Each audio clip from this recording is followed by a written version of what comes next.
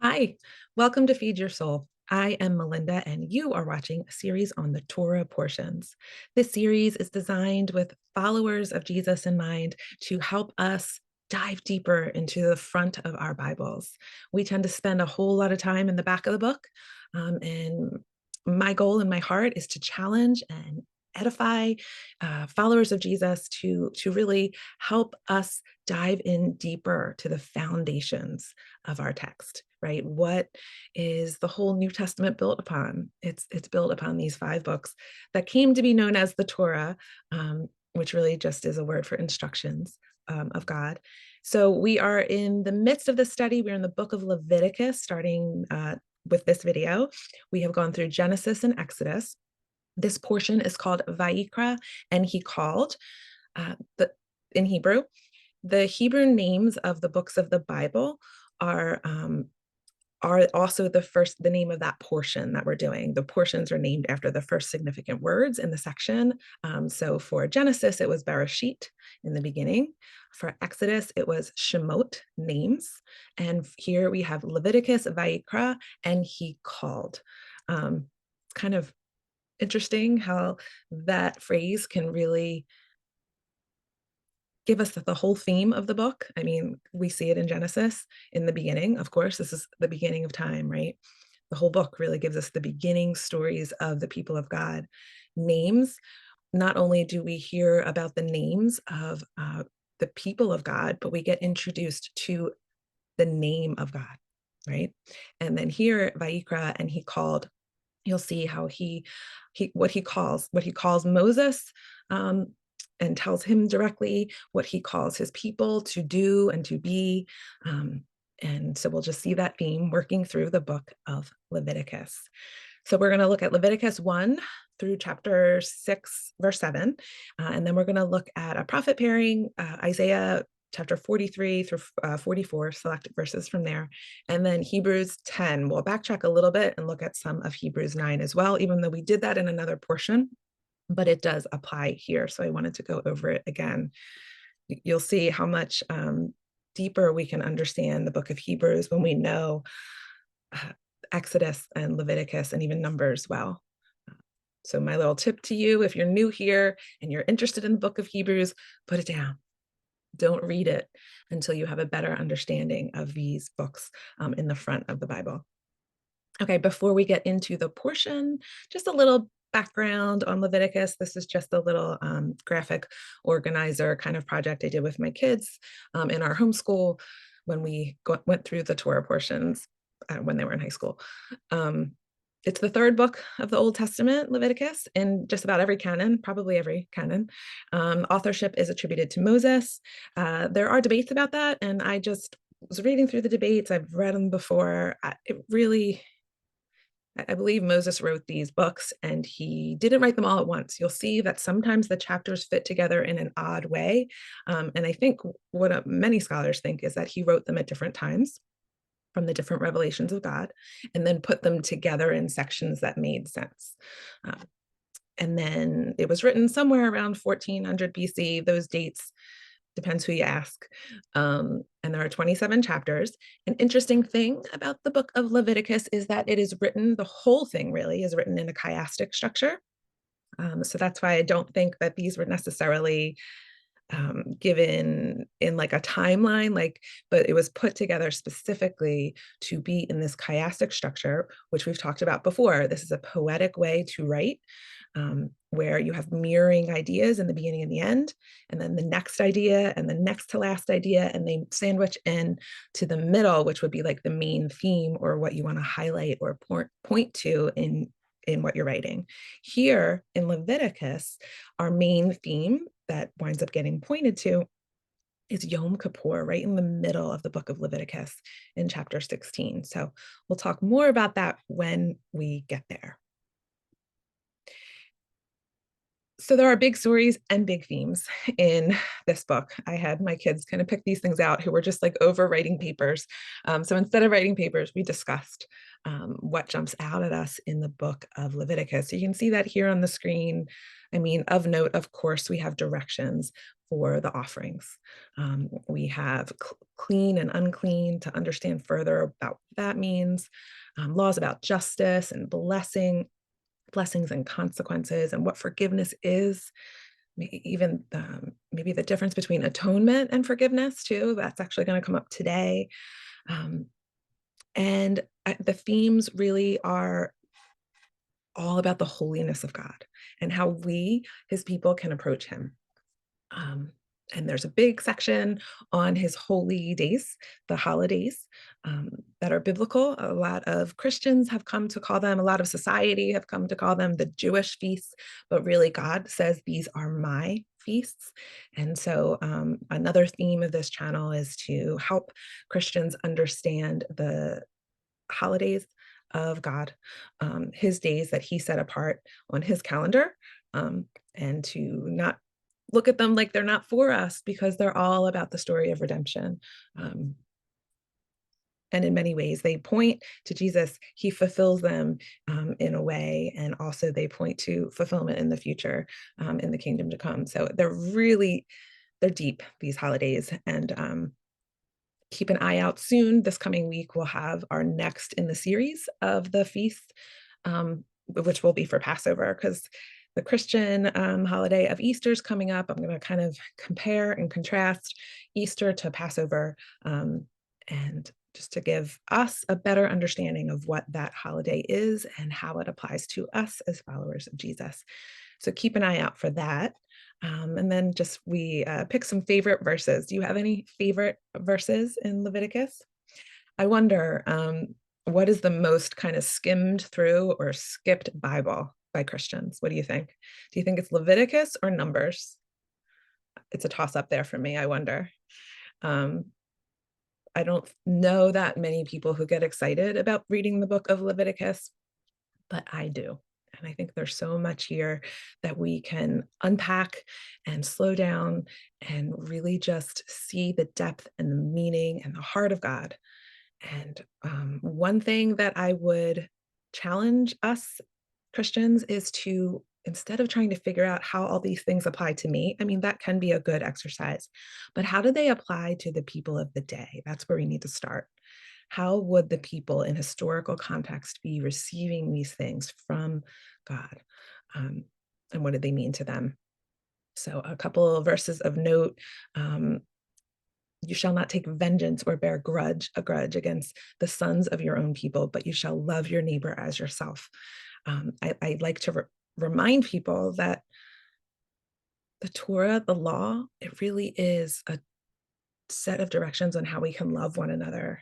And we have to remember many of these ideas of love and loving one another, they did not originate in the New Testament, right? So love your neighbor as yourself is right here. It's a Levitical command. Leviticus 20:26, be holy, for I am holy, right? We see that repeated by Peter. The idea is repeated in the New Testament. We are to be holy as he is holy. And then Leviticus 26, if you walk in my statutes and observe my commandments and do them, then I will give your rain in seasons, and the land shall yield its increase, and the trees of the field shall increase their fruit. If you walk in my commandments, I will bless you. So we don't want to dismiss the law of God as being something that's not applicable to us, because we want to obey our God, right? We want to love our neighbor. We want blessing as well, right? So all these concepts originated here, in the Torah. So we need to be careful not to dismiss it as not for us as believers. Okay, Leviticus 1, verse 1. And Jehovah called to Moses and spoke to him from the tent of meeting, saying, speak to the people of Israel and say to them, when any of you brings an offering to Jehovah, you shall bring your offering of livestock from the herd or from the flock. If his offering is a burnt offering, or the olah offering from the herd, he shall offer a male without blemish. He shall bring it to the entrance of the tent of meeting, that he may be accepted before Jehovah. He shall lay his hand on the head of the burnt offering, and it shall be accepted for him to make atonement for him. And then he shall kill the bull before the Lord, and Aaron's sons, the priests, shall bring the blood and throw the blood against the sides of the altar, that is, at the entrance of the tent of meeting. Then he shall flay the burnt offering and cut it into pieces. And the sons of Aaron, the priests, shall put fire on the altar and arrange the wood on the fire. And Aaron's sons, the priests, shall arrange the pieces, the head and the fat, on the wood that is on the fire on the altar. But its entrails and its legs he shall wash with water. And the priest shall burn all of it on the altar as a burnt offering, a food offering with a pleasing aroma to Jehovah. If his gift for a burnt offering is from the flock, from the sheep or the goats, he shall bring a male without blemish, and he shall kill it on the north side of the altar before Jehovah. And Aaron's sons, the priests, shall throw its blood against the sides of the altar.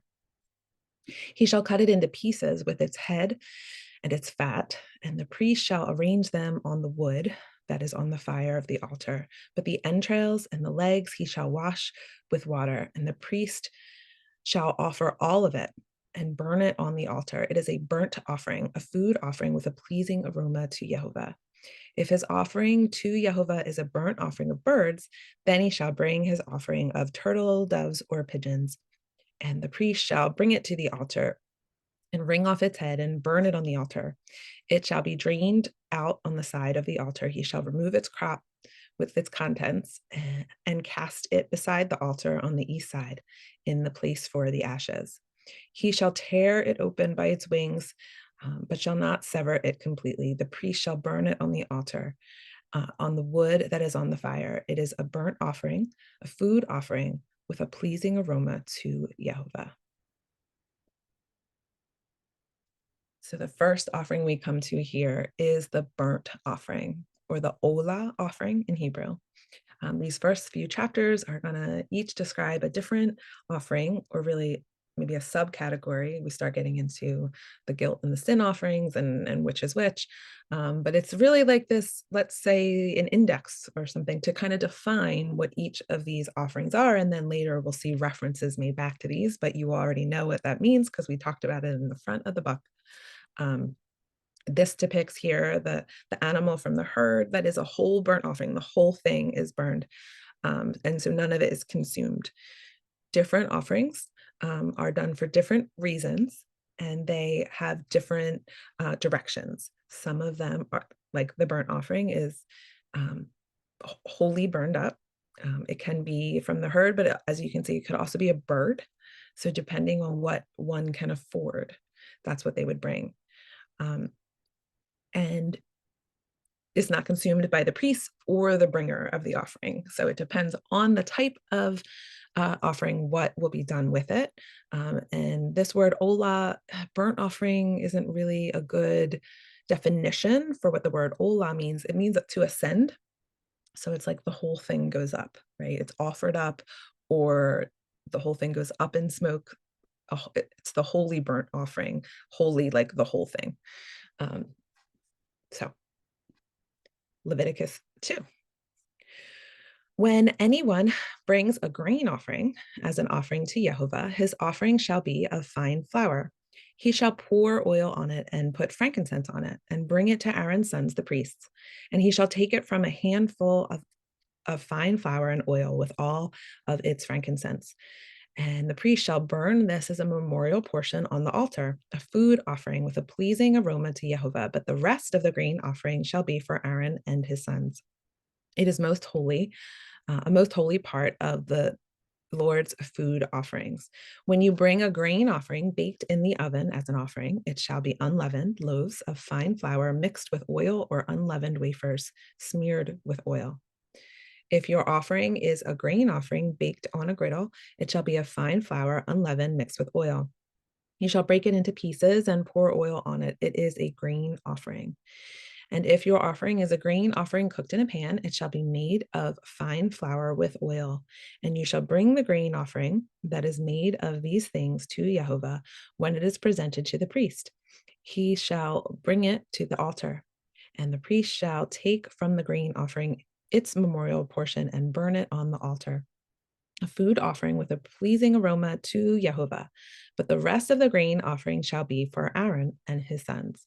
It is a most holy part of Jehovah's food offerings. No grain offering that you bring to Jehovah shall be made with leaven. You shall bring no leaven nor any honey as a food offering to Jehovah. As an offering of first fruits, you may bring them to Jehovah, but they shall not be offered on the altar for a pleasing aroma. You shall season all your grain offerings with salt. You shall not let the salt of the covenant you shall not let the salt of the covenant with your God be missing from your grain offering. With all your offerings, you shall offer salt. If you offer a grain offering of first fruits to Jehovah, you shall offer the grain offering of your first fruits, fresh ears, roasted with fire, crushed new grain. And you shall put oil on it and lay frankincense on it as a grain offering. The priest shall burn it as a memorial portion, some of the crushed grain and some of the oil with all of its frankincense. It is a food offering to Jehovah. So, grain offering. Some may not have realized that it's not just animals that are offered as offerings on the altar to Jehovah, but also grain, whether it's a handful of flour or it's unleavened bread already prepared, or even just the ear, the raw grain crushed.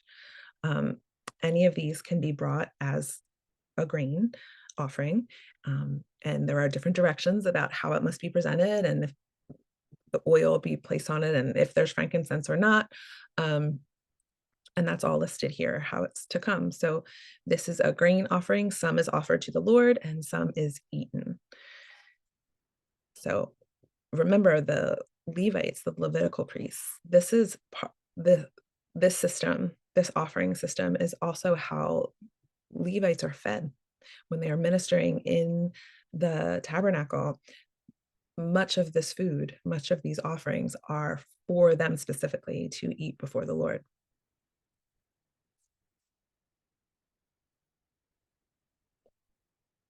Okay, Leviticus 3. If his offering is a sacrifice of peace offering, if he offers an animal from the herd, a male or female, he shall offer it without blemish before Jehovah. And he shall lay his hand on the head of his offering and kill it at the entrance of the tent of meeting. And Aaron's sons, the priests, shall throw the blood against the sides of the altar. And from the sacrifice of the peace offering, as a food offering to Jehovah, he shall offer the fat covering the entrails, and all the fat that is on the entrails, and the 2 kidneys with the fat that is on them at the loins, and the long lobe of the liver, that he shall remove with the kidneys. Then Aaron's sons shall burn it on the altar on top of the burnt offering, which is on the wood on the fire. It is a food offering with a pleasing aroma to Jehovah. If his offering for a sacrifice of peace offering, if his offering is for a sacrifice of a peace offering to Jehovah is an animal from the flock, male or female, he shall offer it without blemish. If he offers a lamb for his offering, then he shall offer it before Jehovah. Lay his hand on the head of the offering and kill it in front of the tent of meeting. And Aaron's sons shall throw its blood against the sides of the altar. Then from the sacrifice of the peace offering, he shall offer as a food offering to Jehovah its fat. He shall remove the whole fat tail, cut close to the backbone, and the fat that covers the entrails, and the fat that is on the entrails, and the 2 kidneys with the fat that is on them at the loins, and the long lobe of the liver that he shall remove with the kidneys. And the priest shall burn it on the altar as a food offering to Jehovah. If his offering is a goat, then he shall offer it before Jehovah and lay his hand on the head and kill it in front of the tent of meeting.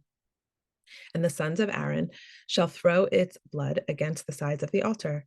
Then he shall offer it from his offering for a food offering to Jehovah, the fat covering the entrails and all the fat that is on the entrails, and the 2 kidneys with the fat that is on them at the loins and the long lobe of the liver, that he shall remove with the kidneys. And the priest shall burn them on the altar as a food offering with a pleasing aroma. All fat is Jehovah's. It shall be a statute forever throughout your generations. in all your dwelling places, that you eat neither fat nor blood. So the peace offering. This is a voluntary offering. It comes from the word for shalom. This is shilamim, shilamim. I'm sure I'm saying that wrong, but it's the offering for peace, thankfulness, wholeness, restoration. The bringer and the priest eat it. It is a voluntary offering of gratefulness and thanksgiving. Um, it's an idea of bringing a portion of what you have to the Lord to like sit and have a feast with Him. And I've kind of shifted my thinking over the last several years about what the sacrificial altar is, right? The animals that are brought. If we think of that as a table of feasting with the Lord, it can change kind of the connotation in our own mind, right? You are bringing a meal to sit and have with your God. And it comes with all the symbolic, closeness that meals that we have come with it, right? When we want to celebrate something, we have a meal. When we want to mourn something, we have a meal. When we want to show someone hospitality, we sit and have a meal together. When we just want to connect with our family, we have a meal together. So much relationship is built around sharing a meal. And if we can think of sacrifices as that idea, sure, some of them aren't consumed. Um, and then that's like bringing this portion of like, this isn't what I'm not gonna, that is a different idea of like, this is for your table alone, God. This is what I'm gonna give up to you and not keep for myself, right? Not benefit from directly. Um, but if we think of the altar as a God's table, it helps really order a lot of the commandments. And I think it helps us with laws that pertain to food as well. The food laws are about we eat what is fit for God's table. We, as in followers of God, right, in His people, what He's telling us, we eat what is fit for His table. And if you think of the food laws like that, they become less about being restrictive and more about being like, do I want to share this as like a meal of togetherness and connectedness and fellowship and honor with the God who created it and created me and blessed me with the ability to have this provision. So keep that in mind. We're not talking about food laws just yet, but keep in mind that the altar is really the table of communion with the Father. Okay, Leviticus 4, verse 1. And Yehovah spoke to Moses, saying, speak to the people of Israel, saying, if anyone sins unintentionally in any of Yehovah's commandments about things not to be done, and does any one of them, if it is the anointed priest who sins, thus bringing guilt on the people, then he shall offer for the sin that he has committed a bull from the herd without blemish to Yehovah for a sin offering. Remember this idea of the priest having to bring a specific offering, a specific sacrifice just for his own sin. If he shall bring the bull to the entrance of the tent of meeting before Yehovah and lay his hands on the head of the bull and kill the bull before Yehovah, and the anointed priest shall take some of the blood of the bull and bring it into the tent of meeting, and the priest shall dip his finger in the blood and sprinkle part of the blood 7 times before Yehovah in front of the veil of the sanctuary. And the priest shall put some of the blood on the horns of the altar of fragrant incense before Yehovah that is in the tent of meeting. And all the rest of the blood of the bull he shall pour out at the base of the altar of burnt offering that is at the entrance of the tent of meeting. And all the fat of the bull of the sin offering he shall remove it, the fat that covers the entrails and the fat that is on the entrails, and the 2 kidneys with the fat that is on them, at the loins and the long lobe of the liver, that he shall remove with the kidneys, just as these are taken from the ox of sacrifice of the peace offerings. And the priest shall burn them on the altar of burnt offering. But on the skin of the bull and all its flesh, with its head, its legs, its entrails, and its dung, all the rest of the bull, he shall carry outside the camp to a clean place, to the ash heap, and shall burn it up on a fire of wood. On the ash heap it shall be burned up. If the whole congregation of Israel sins unintentionally, and the thing is hidden from the eyes of the assembly, and they do any one thing, one of the things that by Jehovah's commandments ought not to be done, and they realize their guilt, when the sin which they have committed becomes known, the assembly shall offer a bull from the herd for a sin offering and bring it in front of the tent of meeting. The elders of the congregation shall lay their hands on the head of the bull before Jehovah, and the bull shall be killed before Jehovah. Then the anointed priest shall bring some of the blood of the bull into the tent of meeting, and the priest shall dip his finger in the blood and sprinkle it 7 times before the Lord in front of the veil.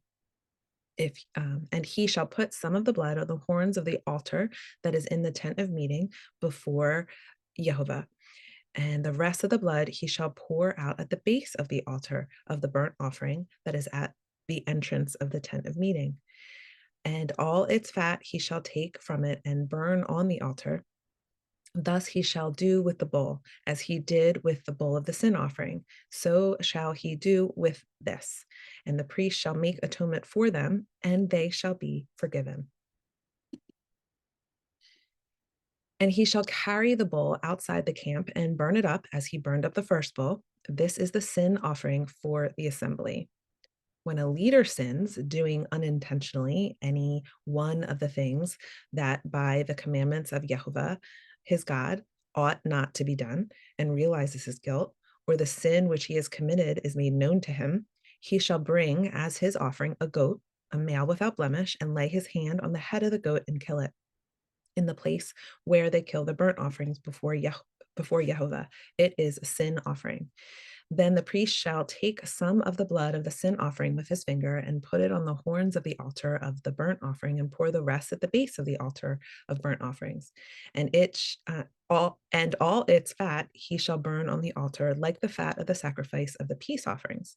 So the priest shall make atonement for him for his sins, and he shall be forgiven. If anyone of the common people sins unintentionally in doing any one of the things that by which Jehovah's commandments ought not to be done and realizes his guilt, or the sin in which he has committed is made known to him, he shall bring for his offering a goat, a female without blemish, for his sin which was committed. And he shall lay his hand on the head of the sin offering and kill the sin offering in the place of the burnt offering. And the priest shall take some of its blood with his finger and put it on the horns of the altar of the burnt offering and pour out the rest of its blood on the base of the altar. And all its fat he shall remove, as he removed for the peace offering. And the priest shall burn it on the altar for a pleasing aroma to Jehovah. And the priest shall make atonement for him, and he shall be forgiven. If he brings a lamb as his offering for a sin offering, he shall bring a female without blemish and lay his hands on the head of the sin offering and kill it for a sin offering in the place where they kill the burnt offering.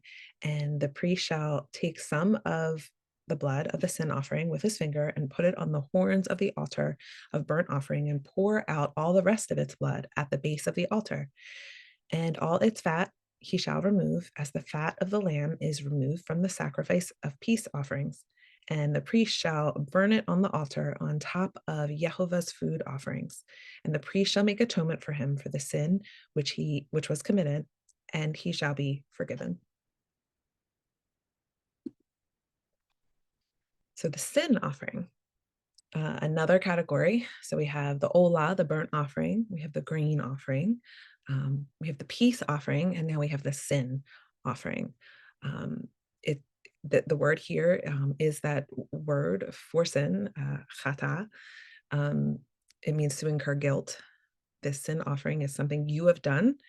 Here it is described. All of these offerings, sacrifices are about unintentional sin. Like you've done something that you didn't realize was a sin, which certainly can happen, right? Whether it's the priest, right? You saw um, there's different directives here, uh, whether it was a priest, the leaders of the congregation, or the lay people. There are different directives for what is to be brought and how it is to be handled and where the blood goes, which is interesting. For some of the sacrifices, the blood gets put, which is not pictured here in the slide, put on the veil, the curtain that divides the Holy of Holies from the holy place, from the Holy of Holies, right, where the ark is. Um, for the priest specifically, for the high priest, when he has to offer an offering for his own personal sin, some of that blood gets put on the altar of incense, on the horns, which is here. We have the entrails being burnt up here, the parts of the meat, right, is what gets burnt, and then like the rest of the animal winds up getting taken outside of the camp, like the pieces that won't be consumed or on the offering. Um, and it's very specific. What I want us to kind of keep in mind here is that different, I hate to call it classes of people, different people with different responsibilities before God had a different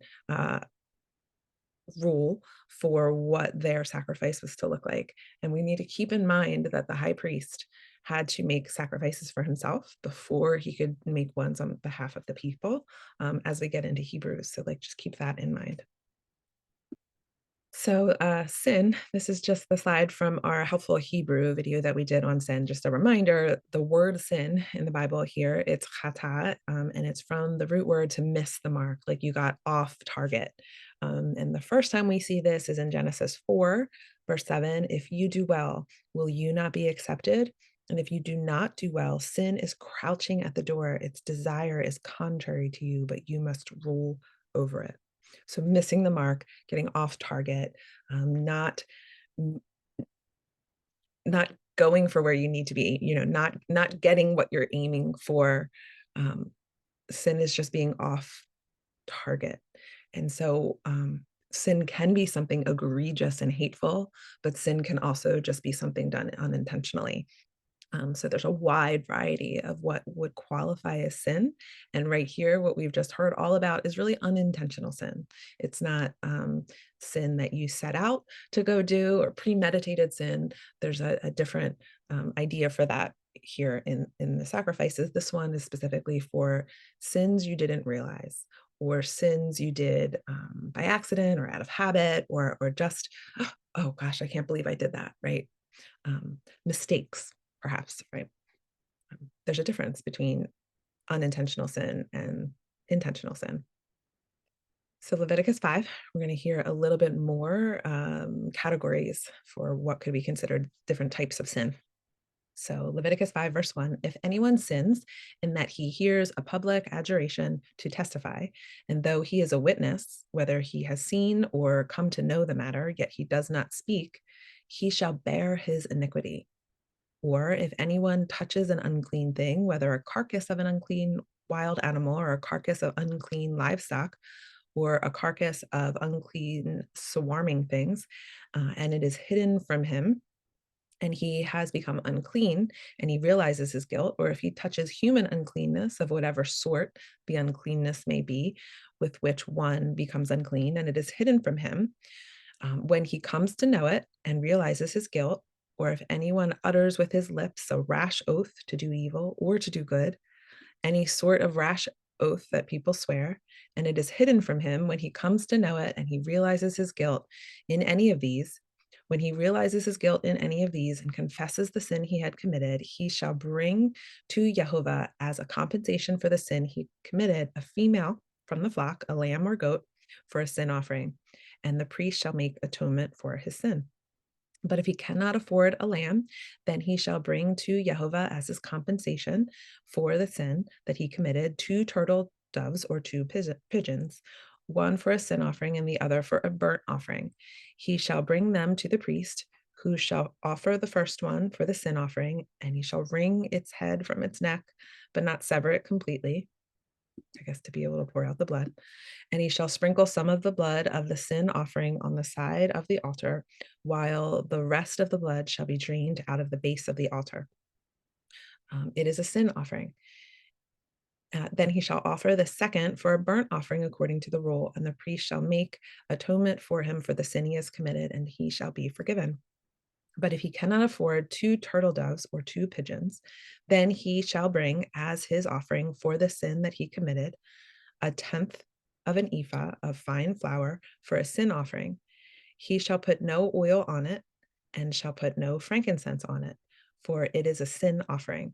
And he shall bring it to the priest, and the priest shall take a handful of it as a memorial, as its memorial portion, and burn this on the altar on Jehovah's food offerings. It is a sin offering.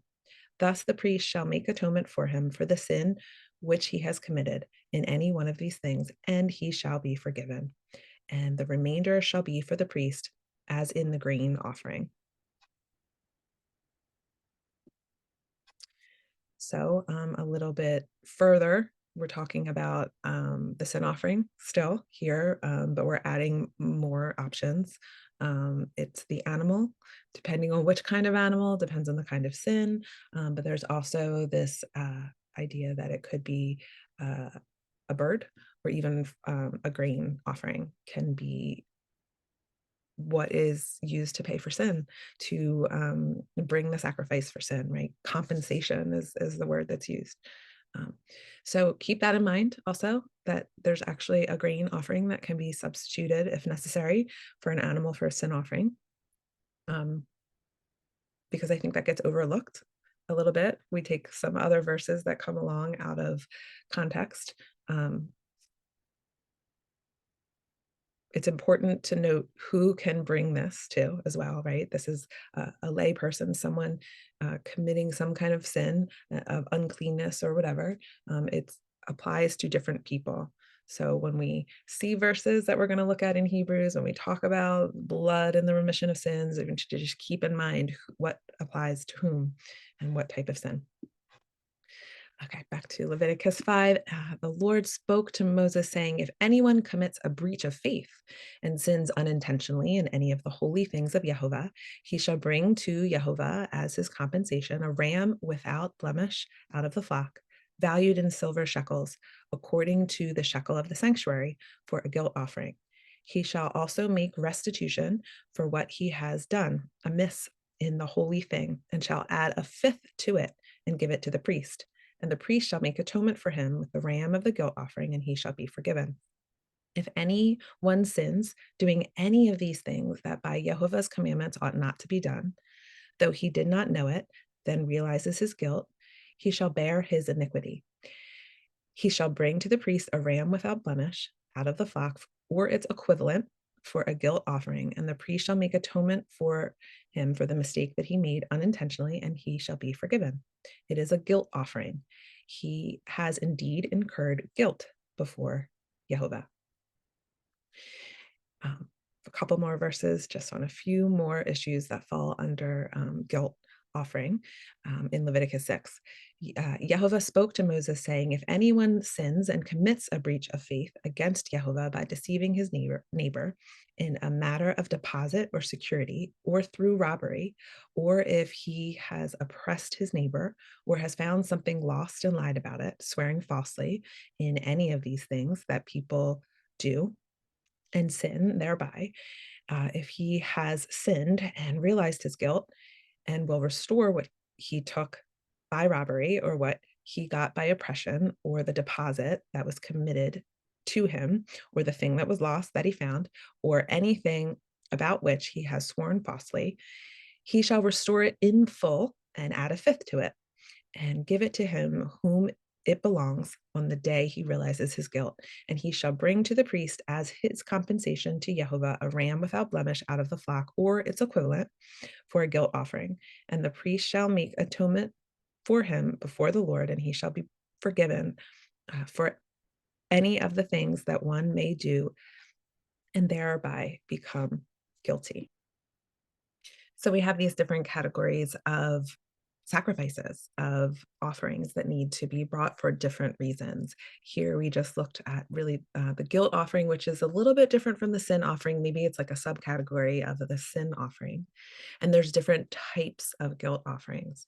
The word for guilt offering is asham, and it can mean compensation as well. So this seems like it's the uh, category that has to do with compensating someone else, like you've harmed your neighbor in some way.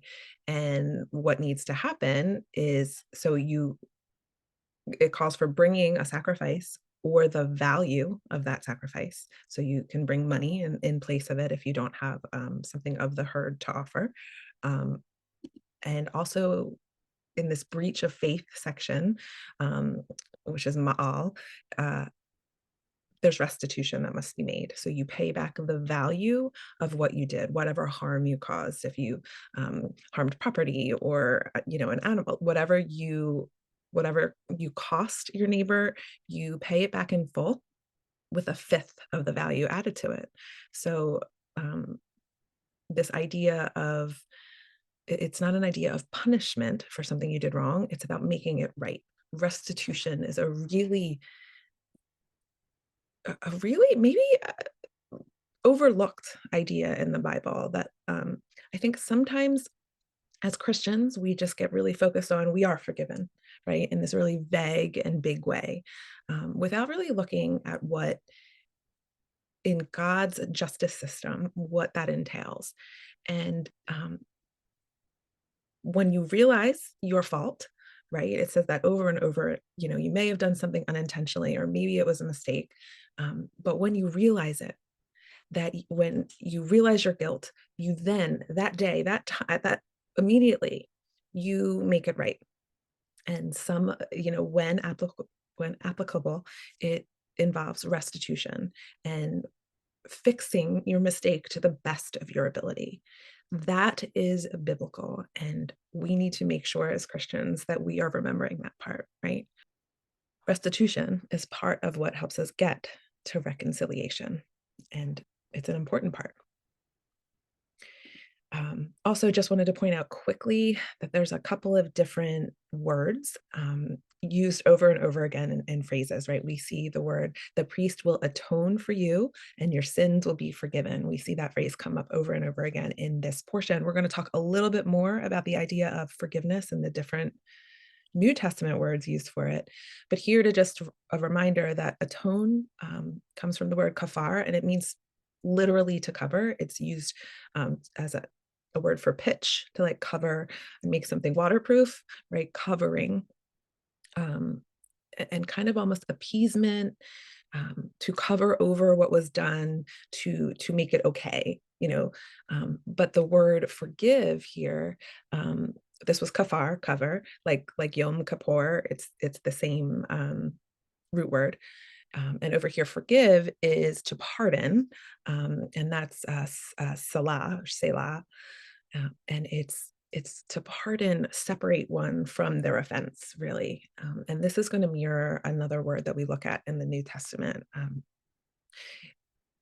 If you didn't know, there is a Greek version of the Old Testament as well. The Old Testament is primarily written in Hebrew. There's a little Aramaic as well. The New Testament is primarily written in Greek. At least those are the copies we have found that are written in Greek. Talk about a Hebrew Matthew. That seems pretty good chance that Matthew was originally written in Hebrew, as other books may have been, but what we have, the manuscripts that we have found, are mostly in Greek. But there is a Greek form of the Old Testament as well. So we can like compare and contrast terms from the Old Testament to the New Testament by using those Greek translations. And I might be going off on a rabbit trail here, but this is how we can connect this word, salah, to some Greek words for forgiveness in the New Testament. So we'll look at that when we get to Hebrews. But before we get to Hebrews, just to take a moment to reflect on the sacrificial system that we're really being reintroduced to here. I just want to throw in a reminder that these ideas aren't brand new. They're becoming more detailed. This system that is being put in place with the Levitical priesthood, the Aaronic priesthood is really probably what we should call it, because the Levitical priesthood went back to Levi. If you've seen other videos of mine, we've talked about kind of following threads all the way through. We see this thread of a priesthood really starting in Genesis with Adam, being passed down to his son Seth, and on through to Noah and his son Shem, and on to Abraham and Abraham's offspring Isaac, and then to Isaac's son Jacob, and not Esau for a reason. Um, we talked about that. So go back and find those videos in Genesis talking about this priesthood existing. And then once Jacob has the priesthood, he's told, if you read in the book of um, Jubilees, which is an extra biblical book, totally fascinating.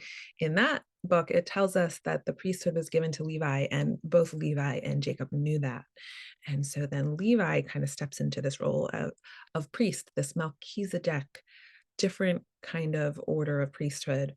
Um, but this gets much more formalized here in Exodus and Leviticus as it becomes not just Levi, um, and whoever Levi passed it on to, but now it's Aaron and Aaron's sons, and we have a structure now, a place in which God's presence will dwell, and there's a different need for this different type of priesthood, but the idea of a mediator between man and God is not new.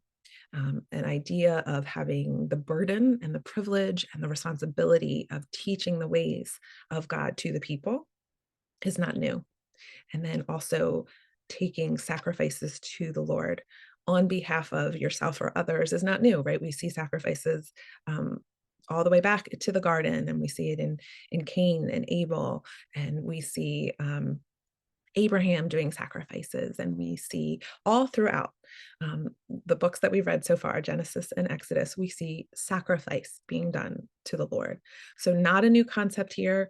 We're just getting a very specific, detailed, more detailed idea of it. So, this idea isn't new. The idea of a mediator isn't just being introduced for the first time here. But how this is going to interact with the now built tabernacle is, I feel like, what probably is the newer or renewed ideas here. So keep this in mind, keep this idea, this need for a mediator between man and God. Um, as keep that in your mind as we read through the prophet portion and then on to the New Testament piece. So Isaiah 43, verse 18. Remember not the former things, nor consider the things of old. Behold, I am doing a new thing.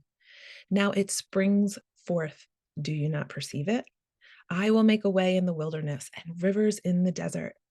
The wild beasts will honor me, the jackals and the ostriches, for I give water in the wilderness and rivers in the desert, to give drink to my chosen people, the people whom I formed for myself, that they might declare my praise. Yet you did not call upon me, O Jacob, but you have been very weary of me, O Israel. You have not brought me your sheep for burnt offerings or honored me with your sacrifices. I have not burdened you with offerings or wearied you with frankincense. You have not brought me sweet cane with money or satisfied me with the fat of your sacrifices, but you have burdened me with your sins. You have wearied me with your iniquities. I am he who blots out your transgressions for my own sake, and I will not remember your sins. Put me in remembrance. Let us argue together. Set forth your case that you may be proved right. Your first father sinned, and your mediators or interpreters transgressed against me. Therefore, I will profane the princess of the sanctuary and deliver Jacob to utter destruction and Israel to reviling. Before we even go on from this point, I just want to talk about a couple key phrases here. Blots out your transgressions. That literally, I was looking into the idea of that, and what would happen is this parchment. You'd have this wherever the parchment with this blotting idea is that there would be a written record of what your mistake was. The blotting out was a drop of water was put on what you owed once you paid. So it wouldn't erase it completely, right? Because then there wouldn't even be a record that you paid. And I thought that that was a really interesting idea, that this whole idea of blotting out transgressions doesn't, like, it's not that the fact that it happened isn't gone. It's what you, there's record that it has been paid for, and it's called blotting out because of the way there was no erasers, right? And we didn't want to just throw away the document because then you don't have a record of payment. It's like a receipt. So there's a receipt that the blotting out was like a drop of water, blurs the ink, and then that payment is, there's a recorded document of the payment, but what you owed has been taken out. And I just thought that was such a cool idea. But there's so much in this passage that I want to keep going. Okay. So, and also in verse 27 here, remember it's talking about mediators. If you've been with us for a while here watching these portions, you see we keep talking about the priesthood and that God really didn't have a problem with the sacrificial system that he set up. He had a problem with who was bringing the sacrifices and what their hearts were like, right? Remember, the high priest had to bring a sacrifice for his own sin.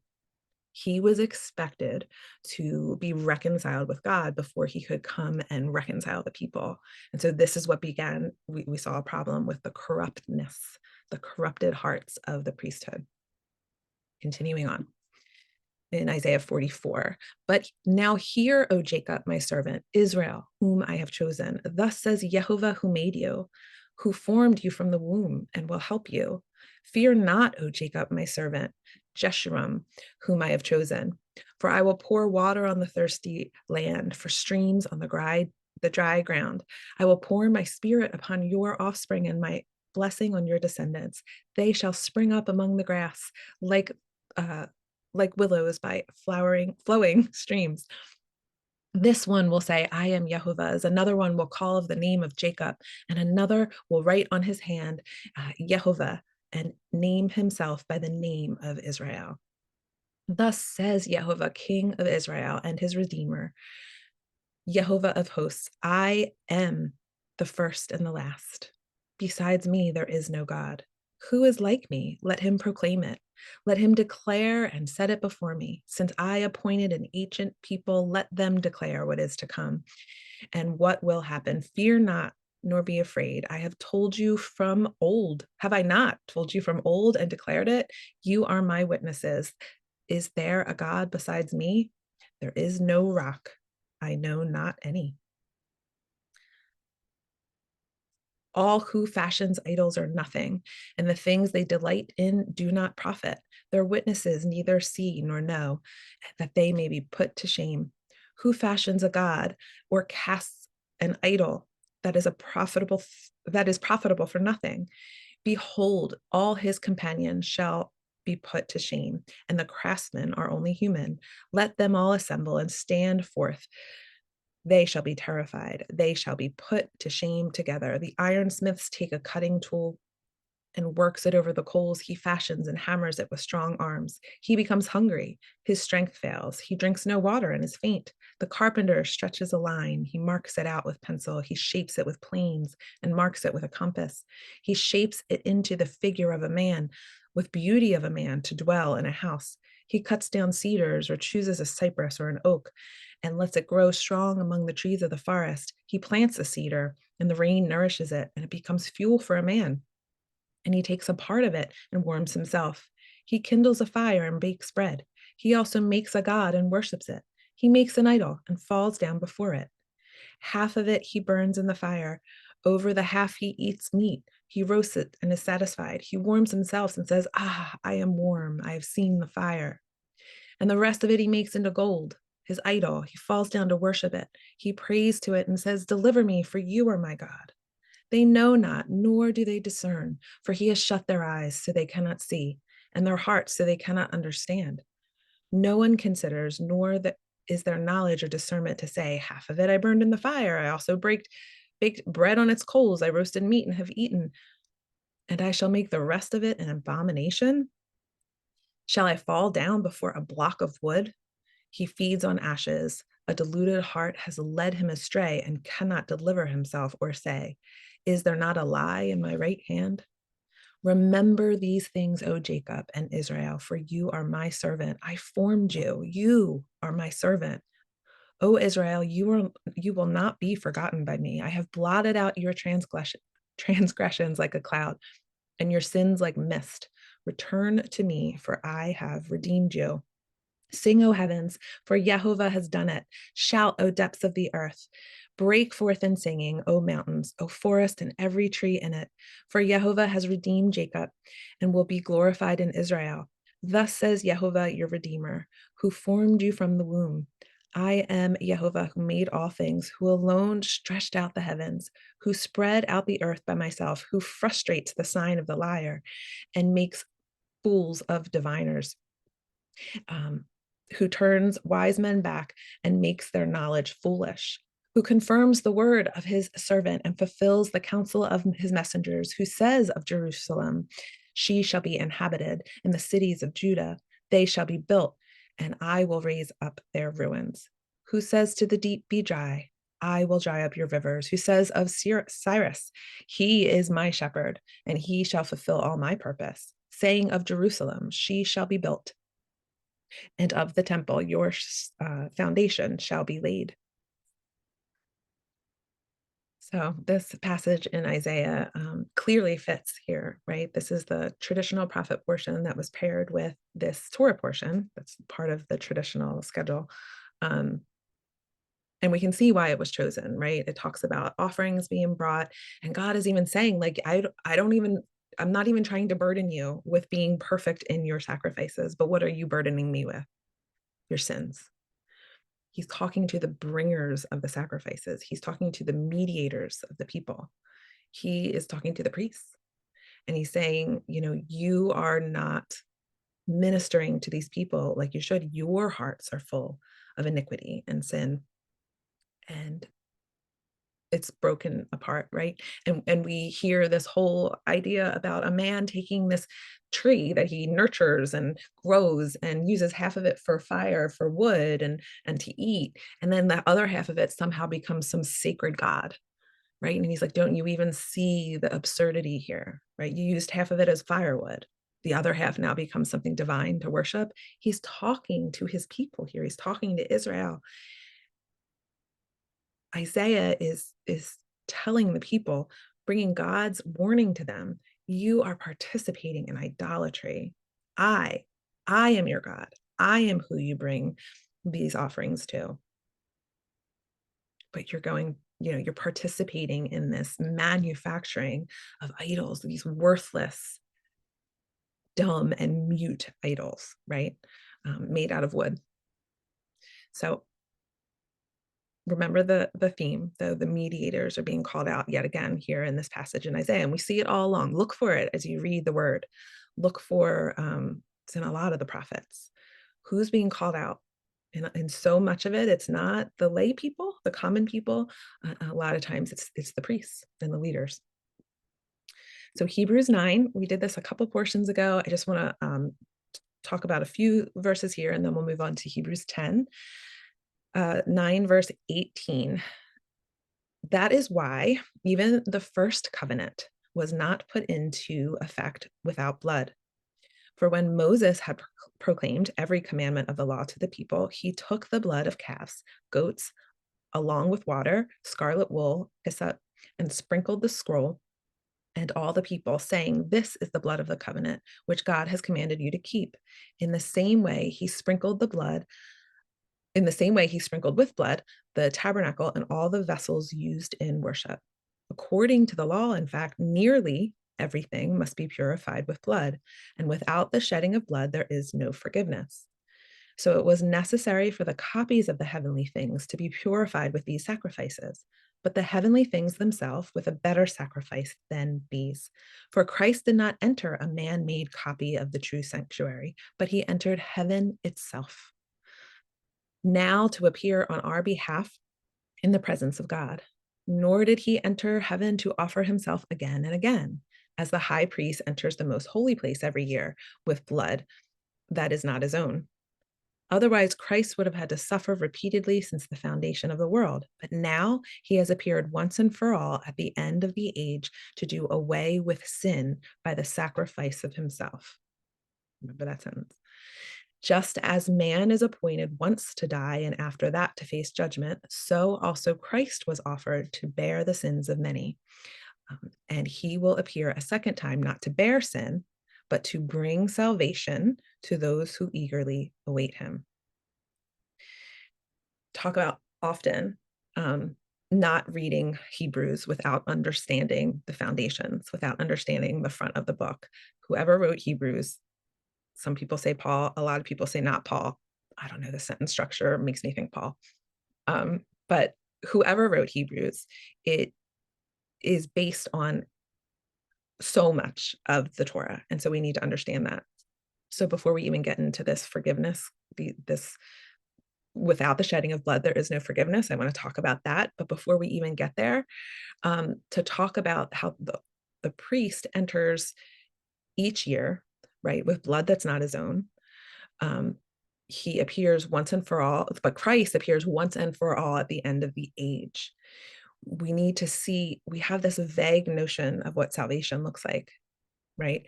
We have this idea that our sins are gone. They don't exist anymore because Jesus died. But we do, we sin, right? So I want to talk about the difference between this language. We do sin. We have the ability to sin.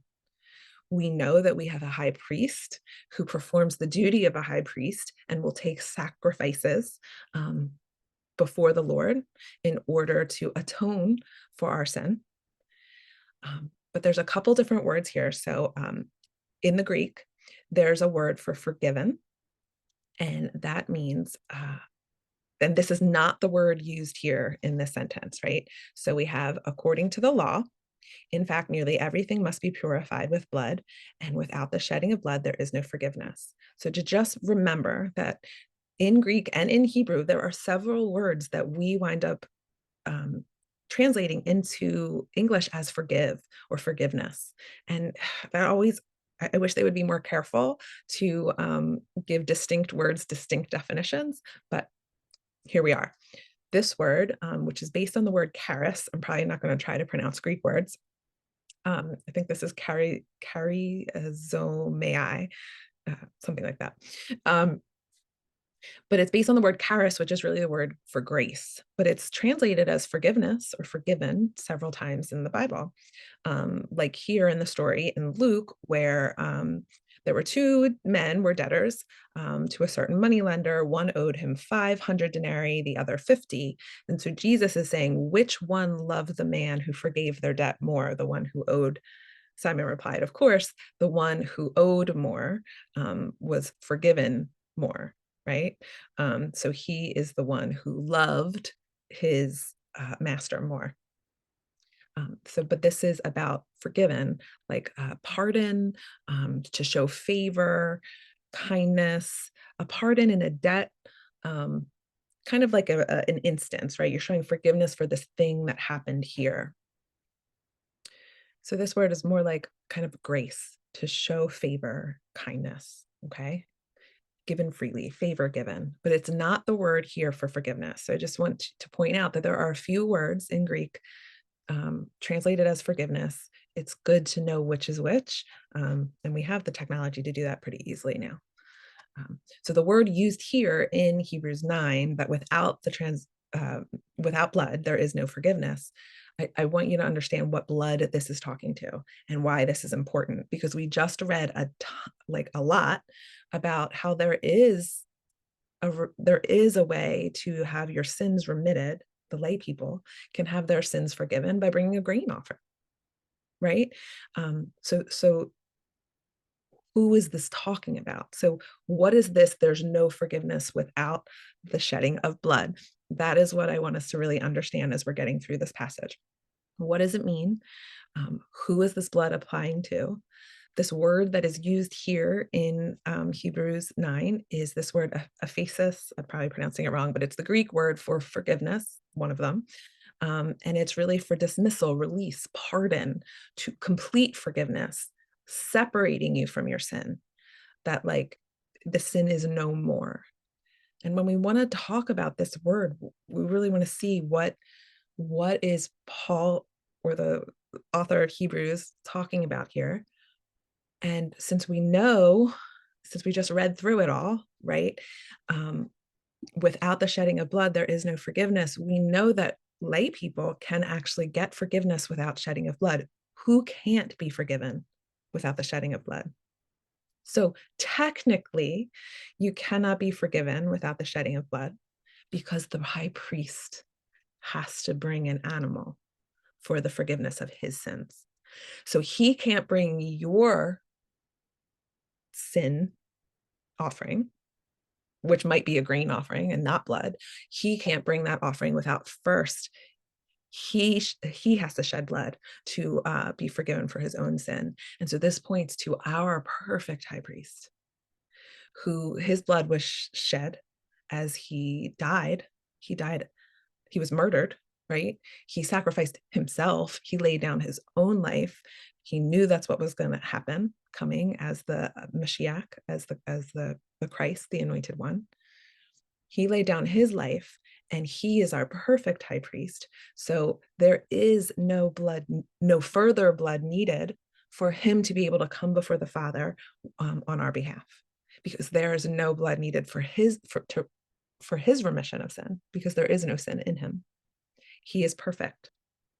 And he promises us this perfectness at the end of time, where we will be separated from our sin. Does that make sense? I want you to comment if you have questions here, because this is complex. We should do a whole study on Hebrews, and it will take a really long time, and I will do it someday. But it's fascinating. Anyway, we still have to just get through Hebrews 10. So let's keep going. Hebrews 10. For the law is only a shadow of the good things to come, not the realities themselves. It can never, by the same sacrifices offered year after year, make perfect those who draw near to worship. If it could, would not the offerings have ceased? For the worshipers would have been cleansed once and for all, and would no longer have felt the guilt of their sins. Remember, the sacrifices did cover and made atonement for the sins. People were forgiven, but it didn't separate them completely from their sin, which is what will happen at the resurrection. We will have a heart that will not ever be able to sin. So think resurrection as we're talking about this. Instead, those sacrifices are an annual reminder of sin, because it is impossible for the blood of bulls and goats to take away our sins. Therefore, when Christ came into the world, he said, "Sacrifice and offering you did not desire, but a body you prepared for me. In burnt offerings and sin offerings you took no delight." Then I said, "Here I am. It is written about me in the scroll. I have come to do your will, O God." And that's from Psalm 40. In the passage above, he says, "Sacrifices and offerings, burnt offerings and sin offerings, you did not desire, nor did you delight in them, although they are offered according to the law."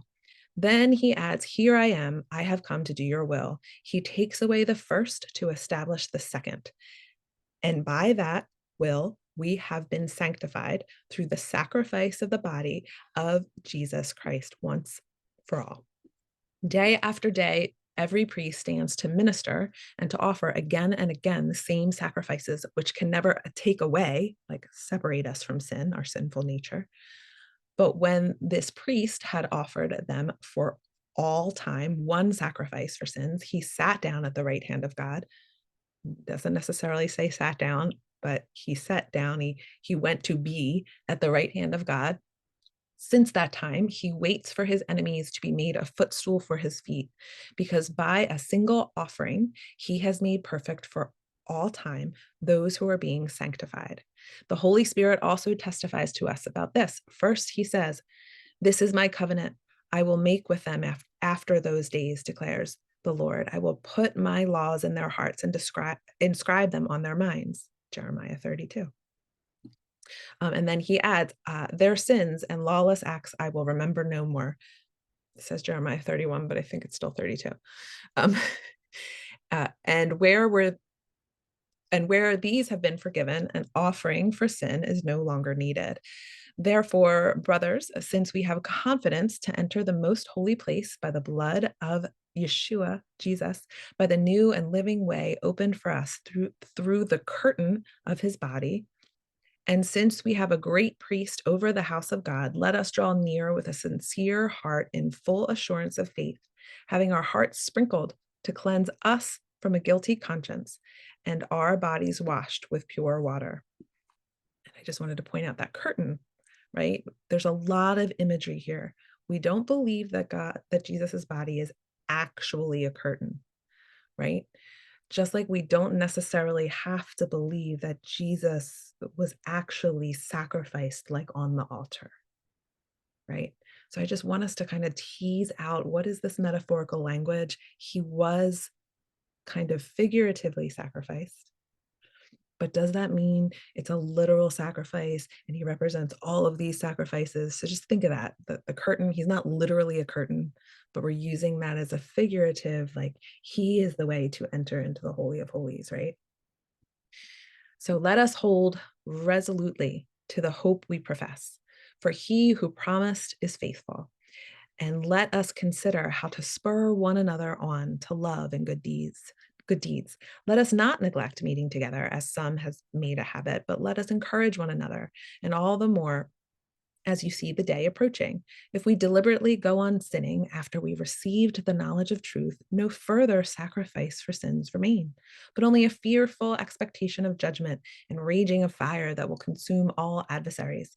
Anyone who rejected the law of Moses died without mercy on the testimony of one or two or three witnesses. How much more severely do you think one deserves to be punished who trampled the Son of God and profaned the blood of the covenant that sanctified him, and insulted the Spirit of grace? For we know him who said, "Vengeance is mine, and I will repay." And again, the Lord will judge his people. It is a fearful thing to fall into the hands of the living God. It's from Deuteronomy. Remember the early days that you were in the light, and in those days you endured a great conflict in the face of suffering. Sometimes you were publicly exposed to ridicule and persecution, and at other times you were partners with those who were treated so. You sympathized with those in prison and joyfully accepted the confiscation of your property, knowing that you yourself had a better and permanent possession. So do not throw away your confidence. It holds great reward. You need to persevere so that after you have done the will of God, you will receive what he promised. For in just a little while, he who is coming will come and not delay. But my righteous one will live by faith. And if he shrinks back, I will take no pleasure in him. That's from Habakkuk. But we are not of those who shrink back and are destroyed, but of those who have faith and preserve their souls. Hebrews is a lot. It's complex. It's even hard to kind of cram even one or more, one and a part chapters into a Torah portion video. Each section of Hebrews deserves its own full deep dive. But there's just some ideas that I find to be very complex and very kind of, something that like exists in this kind of undefined way. Like, what is our salvation? What is it that Yeshua, Jesus, actually did for us? How does he relate to all of these sacrifices? There's clearly a connection, um, but I don't know that it has to be so much of a literal connection to the physical sacrifice piece, which I feel like a lot of Christians point to. And I think as the Christian calendar is getting ready for Easter, and depending on what biblical calendar you follow, you may be getting ready for Passover. We'll talk about the calendar when we do the Passover video, but it's in our minds right now. What is the death of Yeshua, Jesus? What does it represent? What is his role right now?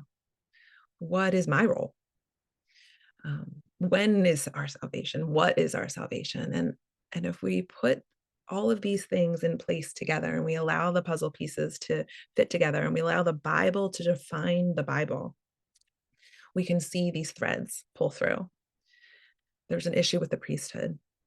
Yeshua came to become our high priest, a high priest who can never sin, a high priest who does not require perpetual sacrifice for his own sin. So it was one, he died once, and that was enough because he stepped into the place of high priest so that he can come before the Father for our behalf. There's not this idea that this had to stretch back over time because people were made reconciled with God through the sacrificial system. The high priest system was effective. The priesthood, the Melchizedek, and then the Aaronic priesthood, this was acceptable to God.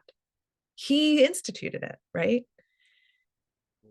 What was the problem was that there was not a consistent righteous priest to preside over the people, and he was leading them astray. So without the shedding of blood, there is no remission of sins because the blood had to be shed for the high priest's sin.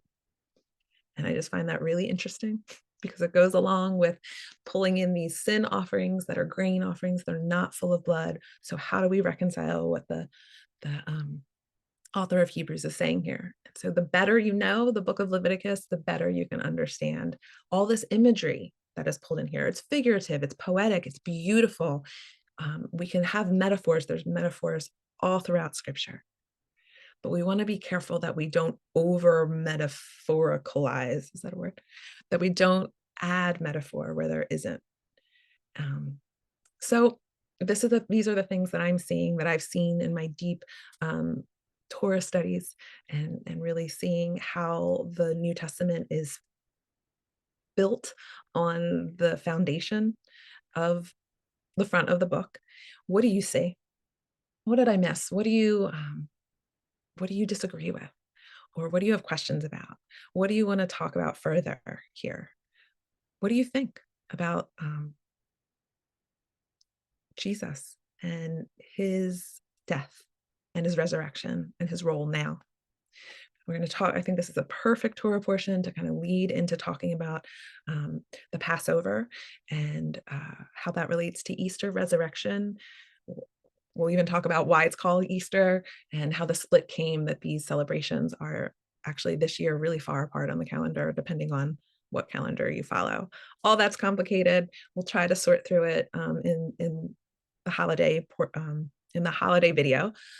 Stay tuned for that, and I will see you in next week's portion as we talk more about some sacrifices from the book of Leviticus.